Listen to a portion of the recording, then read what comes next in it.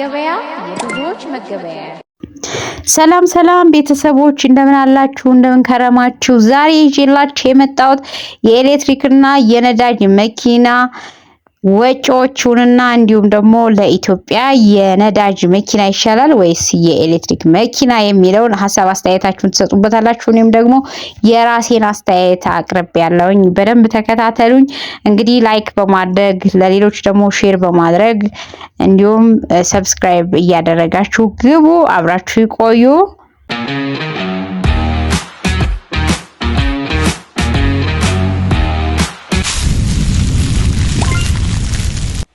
ማርቲ ገበያ የብዙዎች መገበያ። ኢትዮጵያ በፍጥነት ወደ ኤሌክትሪክ ተሽከርካሪዎች እየተሸጋገረች ነው። መንግስት በ2030 ግማሽ ሚሊዮን የኤሌክትሪክ መኪናዎችን የማድረስ እቅድ አለው። አሁን ካሉት የነዳጅ መኪኖች ውስጥ በብዛት ያረጁ መኪኖችን እስከዚያው ማስወጣት አቅዷል። ይህ ሽግግር በጋዝ የሚንቀሳቀሱ መኪኖችን ወደ አገር ውስጥ እንዳይገቡ በመከልከል የኤሌክትሪክ ታክስን በመቀነስና ሀገሪቱ በታዳሽ ኃይል እና በርካሽ ኤሌክትሪክ ላይ ጥገኛ በመሆኗ ነው። በግልጽ ለማየት እንደሚቻለው የቻይና ኤሌክትሪክ መኪና አምራች ገበያውን እየተቆጣጠሩ ነው። እንደ BYD ያሉ ብራንዶች ወደ ሀገር ውስጥ በብዛት እየገቡ ነው። በኢትዮጵያ የኤሌክትሪክ መኪና ገበያ ቁልፍ እየተስፋፋ ነው።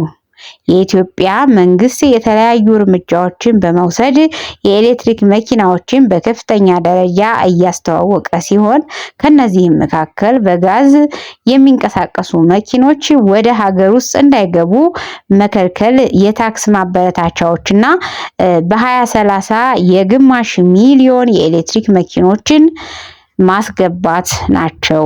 በኢትዮጵያ ዝቅተኛ የሞተር ሳይክል መጠን ቢኖርም በመንግስት ፖሊሲዎች እና በተመጣጣኝ ዋጋ ያላቸው የኤሌክትሪክ መኪኖች አቅርቦት እየጨመረ በመምጣቱ የኤሌክትሪክ መኪኖች በከፍተኛ ደረጃ እንደሚያድግ ይጠበቃል። የቻይና የኤሌክትሪክ መኪኖች አምራቾች በተለይም BYD በኢትዮጵያ ከፍተኛ የገበያ ድርሻ እያገኙ ነው።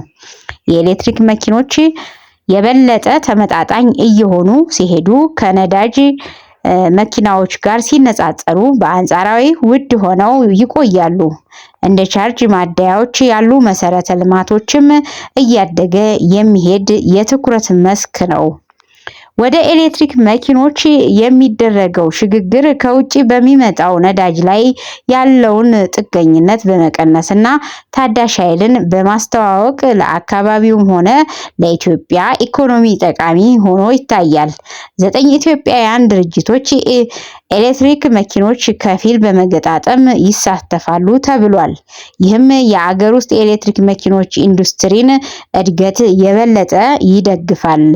ኤሌክትሪክ ተሽከርካሪዎች የአየር ብክለትን በመቀነስና በዘይት ላይ ጥገኝነትን የመሳሰሉ ልዩ ልዩ ወጪዎችን በማስቀረት ንጹህ መጓጓዣን ለመፍጠር ወሳኝ አማራጮች ናቸው።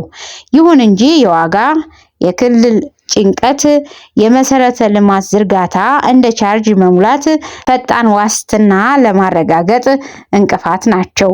ኢትዮጵያ በመጪው የትራንስፖርት ጉዞዋ ላይ እንደ ሀገር በመስቀለኛ መንገድ ላይ ትገኛለች። ከአየር ብክለትና ከነዳጅ መኪኖች ጥገኝነት ጋር ስትታገል አገሪቷ ኤሌክትሪክ ተሽከርካሪዎች ወይም EVዎች ንጹህ እና ዘላቂ የተንቀሳቃሽነት ገጽታን ለመንዳት ያላቸውን አቅም ታያለች። ይህ ጥናት በኢትዮጵያ ውስጥ ያለውን የኤሌክትሪክ መኪኖች ዋስትናን ውስብስብ ሁኔታ በጥልቀት ያያል። የኤሌክትሪክ መኪኖች ኤሌክትሪክና ኤሌክትሪክ ሞተርን ለማነሳሳት ይጠቀማሉ።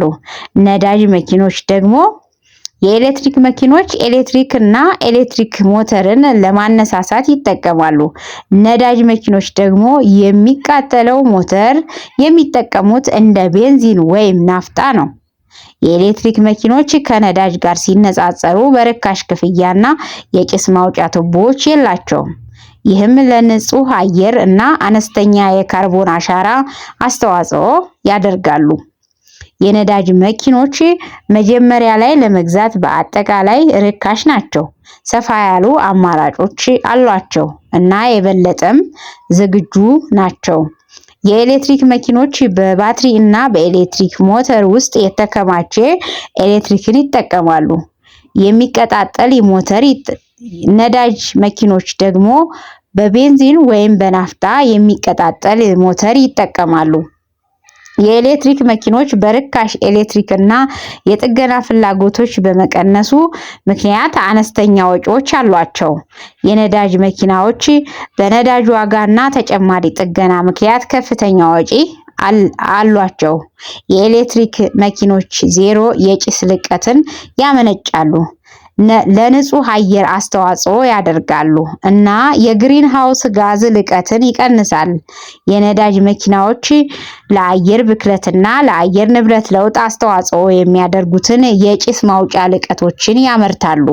የኤሌክትሪክ መኪኖች ፈጣን ማሽከርከርና ለስላሳ ፍጥነት ይሰጣሉ። የነዳጅ መኪናዎች ደግሞ ከፍተኛ ፍጥነትና የበለጠ ኃይለኛ ሞተሮች ሊኖራቸው ይችላል። የኤሌክትሪክ መኪኖች በመሙያ ጣቢያዎች ወይም በቤት ውስጥ በሚሞሉ ቦታዎች ላይ መሙላት አለባቸው። የነዳጅ መኪኖች ደግሞ በነዳጅ ማደያዎች ላይ ነዳጅ መሙላት አለባቸው። የነዳጅ መኪኖች በአንድ ቻርጅ ከኤሌክትሪክ መኪኖች ጋር ሲነጻጸሩ በአንድ ሙሉ ቻርጅ ረዘም ያለ የመንዳት አቅም አላቸው። የኤሌክትሪክ መኪናዎች መጠን እየጨመረ ነው።